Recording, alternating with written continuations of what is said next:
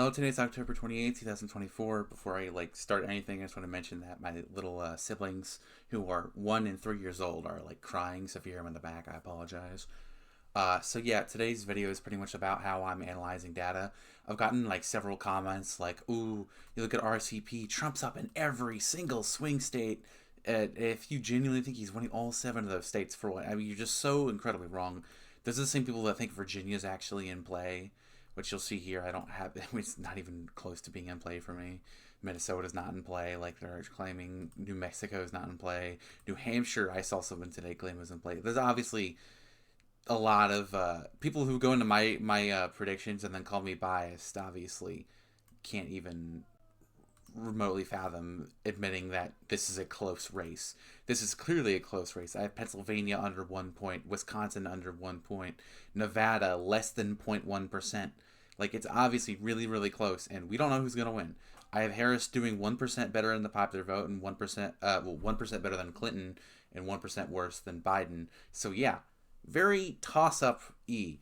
And so I wanted to show how I did my system. Obviously, this is from 3 days ago. So Texas would probably be 6.1% now because of those Texas batch of polls that had it around 10 points from the New York Times. And then Arizona would probably be closer would be better for Harris now because I've seen her up 1 and then down 1, but better than 1.8%.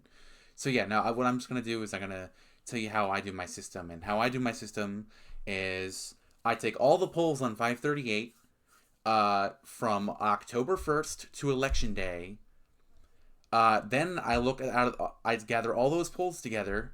I take out Trafalgar, any internals, which would mean anything that has, you see right here, Trafalgar Group is a partisan pollster of the Republican Party. I don't include Trafalgar Group or internals, which include, if I can find an internal, right here. See, this is Majority Institute Progress Georgia, which is a partisan sponsor for the Democratic Party. I wouldn't include this poll. So I don't include Trafalgar. I don't include internals. I don't include Rasmussen reports. I don't include Insider Advantage. I don't include Atlas Intel, which I spelled Atlas wrong. It was Atlas, not Atlas. I don't include ActiVote. I don't include Patriot Polling, and I don't include SurveyMonkey. Only 2 of these are Democratic pollsters.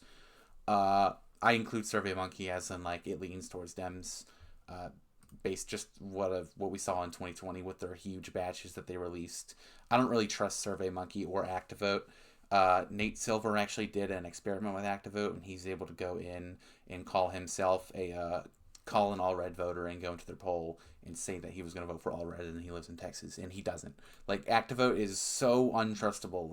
If you see an ActiVote poll, even though their polls look relatively realistic, the polls could actually happen. I don't include it in the averages because it's going to be inaccurate regardless. Again, Patriot Polling is pretty partisan as well. If you look at these are the 2022 Senate polls. Trafalgar Group called so many races wrong. They overestimated Ron Johnson's Wisconsin win. They had Nevada going red by 5 points in 2022. They had Dr. Oz winning his seat. They had here's this pollster right here that I wouldn't include that has Washington as a tilt state or in either direction, and it would have it as Smiley actually could win that race, as in it was tied right there. Trafalgar Group had Vance up by 10, where he only won by 6. Trafalgar Group had called Arizona Senate race wrong. They also, I believe, they called New Hampshire Senate race wrong, which is the craziest of all for me. Yeah, they had Don Bolduc in their last poll up by 1. This is why I don't include this. I obviously don't include Insider Advantage for a reason as well. The only Republican pollster that I include is Wick because they seem somewhat accurate. They're not oh so clearly biased. Wick is something that I am aware that leans towards Republicans as opposed to the other polls, but I will include it anyway because I trust Wick more than Trafalgar. I'm not just getting rid of Republican pollsters because that would be generally stupid. Obviously, I include Insider Advantage or anything sponsored by American Greatness as a Republican pollster as well. So like I said, yeah, I get all those polls from October 1st to Election Day, and then black out these polls, and then I'll average all those polls that are left with the same exact weight, which is something different than 538 does. 538 will weigh polls that are generally more accurate with a higher they'll weigh them more than other pollsters. So instead of including my apologies. Instead of including pollsters that they know are inaccurate, like Trey Folger, especially in 2022, where they had Republicans walk out with 58 Senate seats, 9 seats off. Instead of doing that, I actually just include the polls that I trust, and it works. You see, right now, my average in Pennsylvania is 0.61%. In Arizona, obviously, polling after 2020 has been changed a little bit, and turnout's different, and demographic groups are different. So obviously, I'm not take these with a grain of salt. I just think these are going to be more accurate than the actual 538 averages and RCP averages, especially if you look at 2022, which I'll get to in a second.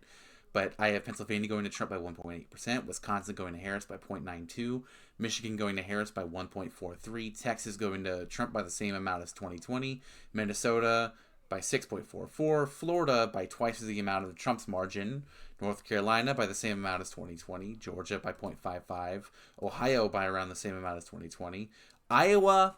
So the reason I have Iowa with like a little thing here is because Iowa only has like 2 or 3 polls. Today there is supposed to be an Iowa poll released, so I will likely include that. Well, I mean, I will include that. It's from one of their best pollsters. It's from Iowa's best, most accurate pollster, so I'm going to include that into the average, unless it's a very clear outlier where Harris is up or something, but they won't have Harris up in Iowa. I'm very confident about that. Virginia, there has been new polls released, with Virginia being 6 points and 4 points. So I'm probably going.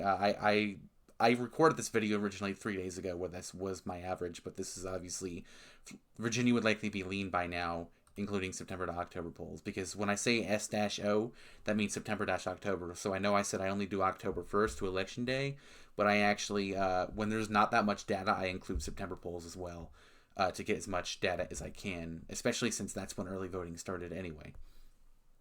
Nevada's average for me is 0.028, which is basically just a toss-up. It's not as clear as Michigan for me. I think Michigan's more likely to go blue than Nevada is, and personally, I think I'm going to move Nevada to tilt R after seeing those early vote turnout numbers.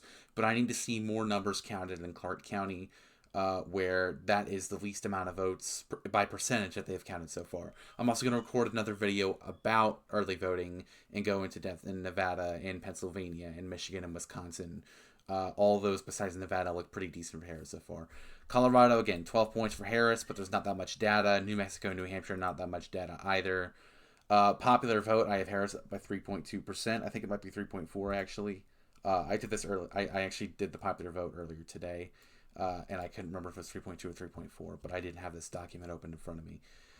So the reason I'm telling you what these are now is because I just wanted to explain why my state calls were like they were, and bring in the fact that I'm also taking other factors into account as well, not just looking at polling. If you look at this technique that I just told you about, like I said, including October polls and then blacklisting the rest of the group and averaging those weighted, every single one of these swing state Senate races right here would have been called accurately with my prediction.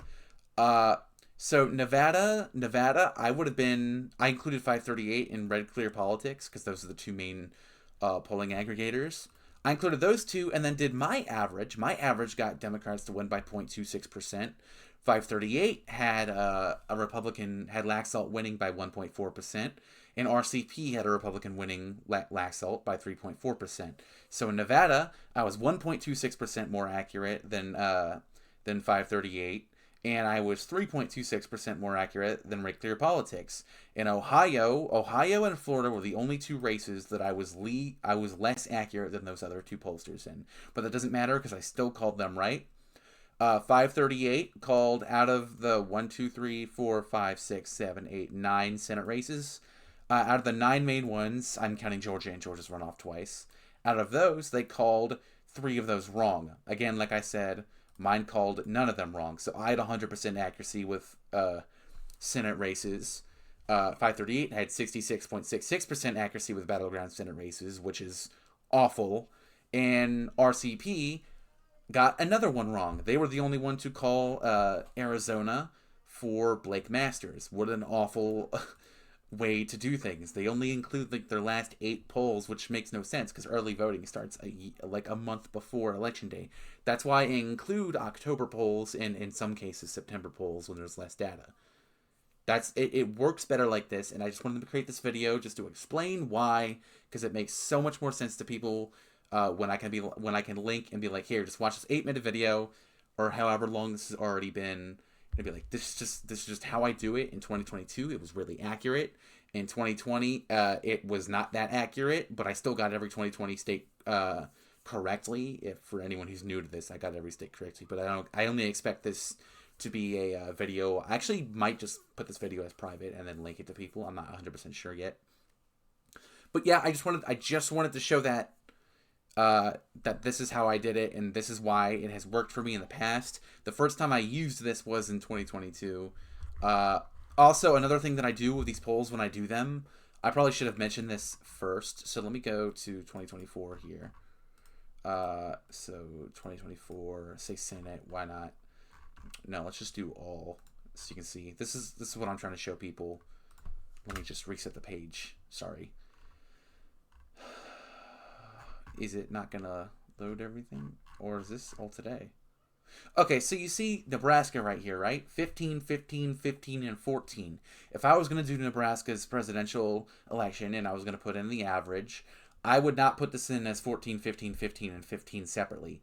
I would average all of these together, which would be 14.75, I believe, and put that in as 1. And the reason I would do that is because it's from the same exact batch with the same amount of voters and the same days.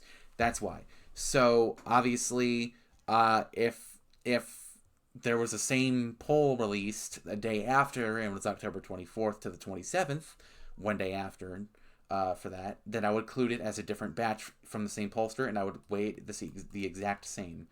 So you see, New York Times Siena, please tell me they did Nevada at a different point.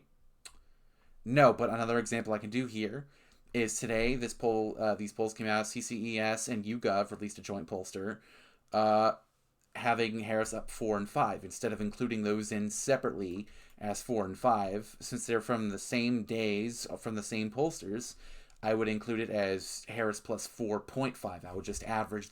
I would average these two together since they're from the same batch. That is a lot of voters, by the way.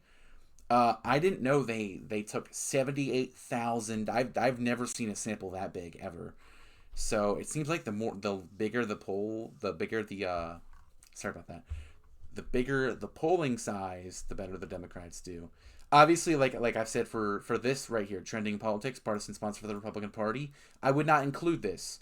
But if it said Qantas Insights and... Oops, sorry, I didn't mean to click on that. If it said Qantas Insights and didn't include this little part right here, I would include it. I would include Qantas Insights and weight it the exact same as an Emerson College poll. That is what I would do. That's just what I wanted to mention what I do differently. I take all the polls from October 1st to Election Day. I take these blacklisted polls, take them out of the grouping, and then the polls that are left, I average them together and put it into a little database like this. I don't have some sort of model, and I take these with a grain of salt.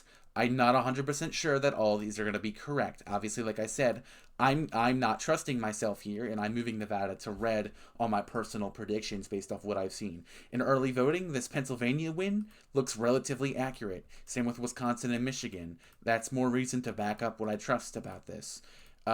So, again, if you're new to this channel, maybe stick around to see how I do for Election Day. I'm not fully confident. I am going to release a new video. Probably, I'm going to try and do a new video in a couple days for the House.